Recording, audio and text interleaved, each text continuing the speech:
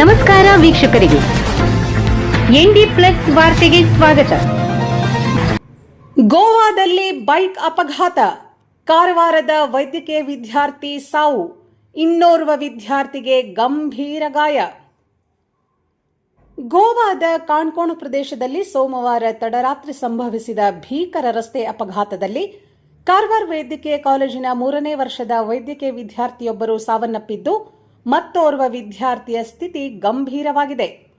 ಮೃತನನ್ನು ಚಿತ್ರದುರ್ಗ ಜಿಲ್ಲೆಯ ನಿವಾಸಿ 22 ವರ್ಷದ ಪ್ರೀತಮ್ ಆರ್ ಎಂದು ಗುರುತಿಸಲಾಗಿದ್ದು, ಕಾರವಾರ ವೈದ್ಯಕೀಯ ಕಾಲೇಜಿನಲ್ಲಿ ಎಂಬಿಬಿಎಸ್ ವ್ಯಾಸಂಗ ಮಾಡುತ್ತಿದ್ದ. ಕಾಲೇಜಿನಿಂದ ಕಾರವಾರಕ್ಕೆ ಹೋಗುವುದಾಗಿ ಹೇಳಿ ಪ್ರೀತಮ್ ಮತ್ತು ಆತನ ಸ್ನೇಹಿತ ಬಸವರಾಜ್ ಸನ್ನದ್ ಕಾಣ್ಕೋಣಕ್ಕೆ ಹೋಗಿದ್ದರು. ಸ್ನೇಹಿತರಿಬ್ಬರು ಊಟಕ್ಕೆ ಹೋಗಿ ಮೋಟಾರ್ ಸೈಕಲ್ನಲ್ಲಿ ಹಿಂತಿರುಗುತ್ತಿದ್ದಾಗ ಕಾಣ್ಕೋಣದ ಕ್ಲೌಡ್ 9 ಹೋಟೆಲ್ ಬಳಿ ಅಪಘಾತ ಸಂಭವಿಸಿದೆ. ಬೈಕ್ ನಿಯಂತ್ರಣ ತಪ್ಪಿ ರೋಡ್ ಡಿವೈಡರ್ ಡಿಕ್ಕಿ ಹೊಡೆದು ಅಪಘಾತ ಸಂಭವಿಸಿದ್ದು, ಪ್ರೀತಮ್ ಮಾರಣಾಂತಿಕ ಗಾಯಗಳಿಂದ ಬಳಲುತ್ತಿದ್ದು ಮೃತಪಟ್ಟಿದ್ದಾರೆ.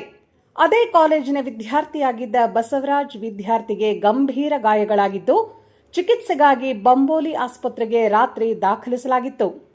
ಚಿಕಿತ್ಸೆ ಪಡೆಯುತ್ತಿದ್ದ ಬಸವರಾಜ್ ರವರನ್ನು ಹೆಚ್ಚಿನ ಚಿಕಿತ್ಸೆಗಾಗಿ ಕರ್ನಾಟಕದ ಆಸ್ಪತ್ರೆಗೆ ರವಾನಿಸಲಾಗಿದೆ.